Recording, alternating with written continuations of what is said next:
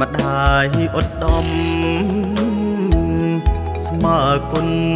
ព្រះធំធេងអើយខ្លាំងណាស់ក្នុងលោកីម្ដាយស៊ូ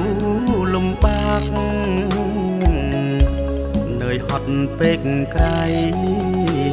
ឲ្យតែអើយមាថ្លៃ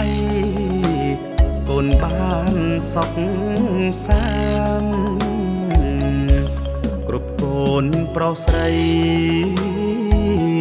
គួរយល់ចិត្តម្ដាយដែលគិតណាយខ្វល់ខ្វាយអត់ស្រាំងស្រាលតាំងពីកំណត់